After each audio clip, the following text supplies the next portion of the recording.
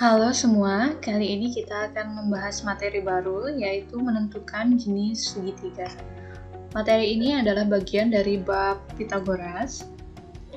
Nah, kalau Pitagoras, kemarin kita menentukan panjang sisi dari suatu segitiga siku-siku jika diketahui panjang sisi segitiga yang lain. Jika menentukan jenis segitiga yang ini, materi ini, kita disuruh menentukan jenis segitiganya itu segitiga apa jika diketahui sisi-sisinya, panjang-panjang sisi-sisinya ya. Kemudian langsung saja ya di sini. Jenis segitiga yang dimaksud di sini ada 3 macam ya. Segitiga lancip, tumpul, atau siku-siku. Jadi setiap jenis segitiga memiliki syarat-syarat tertentu ya. Kemudian langsung saja di sini perhatikan segitiga yang berwarna merah. Di situ ada segitiga ABC.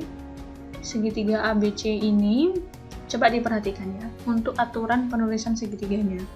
Jadi untuk sudut-sudutnya, perhatikan untuk penulisan sudutnya itu harus menggunakan huruf besar kapital. Oke. Saya ulangi, untuk penulisan sudut-sudut segitiga harus menggunakan huruf kapital. Tidak hanya ABC, boleh PQR atau yang lainnya, huruf yang lainnya ya.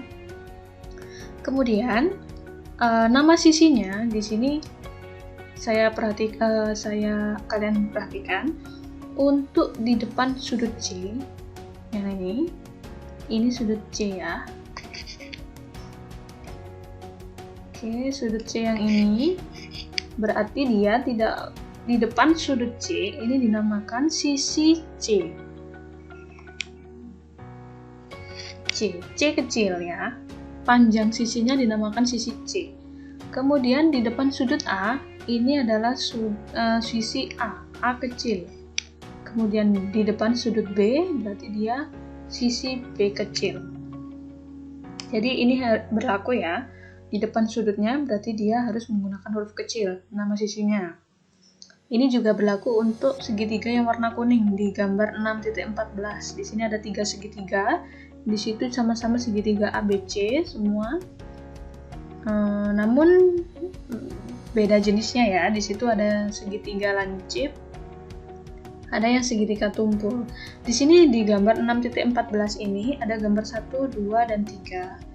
Di situ yang gambar satunya itu adalah segitiga lancip, saya tulis di sini lancip. Kemudian yang di tengah ini A kuadrat ditambah B kuadrat sama dengan C kuadrat, di sini adalah siku-siku. Kemudian untuk yang gambar ketiga A kuadrat ditambah B kuadrat kurang dari C kuadrat, ini adalah sudut tumpul, segitiga tumpul. Nah, ini adalah syarat-syaratnya. Nah, ini syaratnya.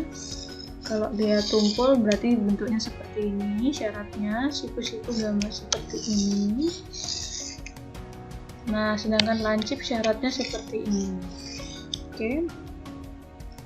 Kemudian, nah ini sudah dituliskan juga ya di kotak yang warna hitam. Berarti kalau C kuadrat sama dengan A kuadrat plus B kuadrat, dia adalah segitiga siku-siku.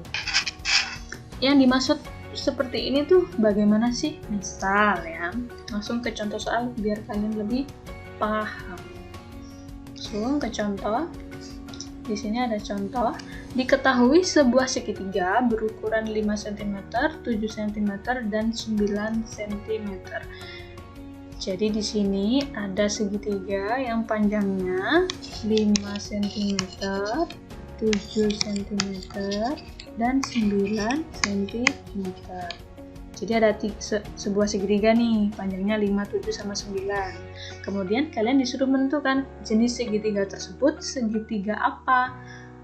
Bisa lancip, siku-siku, tumpul, atau sembarang. Di sini pilihan gandanya. Namun yang kita bahas di sini hanya 3 macam ya, lancip, siku-siku, dan tumpul. Oke, kita lanjut ke pembahasan. Langkah pertama yang harus kita kerjakan untuk menentukan jenis segitiganya ini, yaitu pilih sisi yang paling panjang terlebih dahulu. Ini langkah pertama, pilih sisi yang paling panjang. Di sini sisi yang paling panjang siapa? Dari 5, 7, dan 9, berarti sisi yang paling panjang adalah 9. Iya kan? Paling panjang. Oke. Ini paling panjang. Nah, sisi yang paling panjang ini kalian namakan dengan, langsung ke langkah yang kedua, yaitu langkah kedua, maka 9 sama dengan C. Yang dimaksud 9 sama dengan C ini, maka sisi terpanjangnya kalian namakan sisi C. Sehingga 9 sama dengan C, atau C sama dengan 9. Jadi mudah ya. Langkah pertama kalian tentukan sisi yang paling panjang. Kemudian langkah kedua, sisi yang paling panjang kalian namakan sisi C. Oke. Kemudian langkah yang ketiga, berarti sisi-sisi yang lain kalian namakan A sama B. Ini boleh bebas. Jadi 5 ini sama dengan A, lebih mudah ya. Kemudian 7 ini sama dengan B. Yang 5-nya B, 7-nya A juga boleh. Ini boleh dibolak-balik ya. Ini boleh dibolak-balik. Tapi lebih simpelnya ya udah ya. Yang ini kesepakatan 5 cm-nya ini sama dengan A, 7-nya sama dengan B. Kemudian yang paling panjang yaitu C sama dengan 9. Oke, berarti kita sudah punya data. Saya tulis lagi di sini. A sama dengan 5 cm.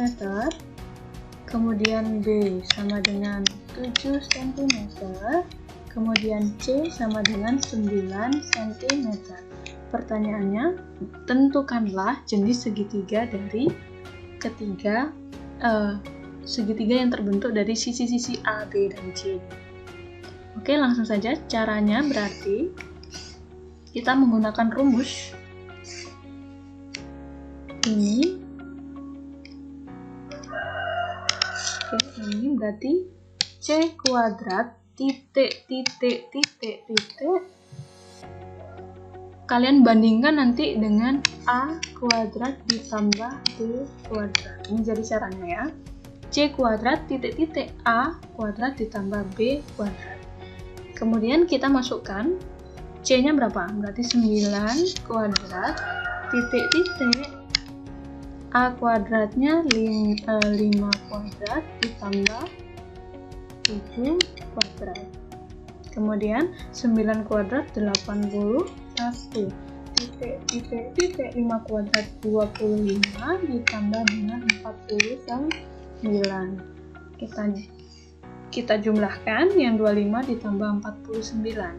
Jadi di sini kita tulis dulu 81 titik ya, 25 ditambah 49 berarti 74. Nah, dari di sini titik-titik ini diisi dengan apa? Perbandingan.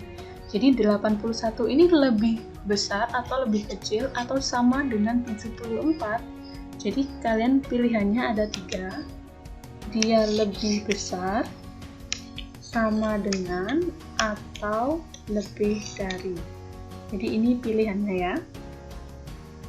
Kalau sama dengan berarti dia siku-siku. Kalau lebih dari berarti dia tumpul. Kalau kurang dari berarti dia lancip. Nah, di sini gitu ya. Nah, di sini 81 ini lebih dari, kurang dari, atau sama dengan? Jawabannya adalah lebih dari. Sehingga ada kesimpulannya di sini, C kuadrat lebih dari A kuadrat ditambah B kuadrat, ya kan? 81 ini tadi C kuadrat, 74 ini adalah A kuadrat ditambah B kuadrat, sehingga kesimpulannya adalah C kuadratnya lebih dari A kuadrat ditambah B kuadrat. Sehingga kalau rumusnya C kuadratnya lebih dari, berarti kita menggunakan yang ini. Nah, dia lebih dari. Kalau lebih dari berarti dia adalah sudut segitiga tumpul. Oke, C Jadi segitiga tersebut adalah segitiga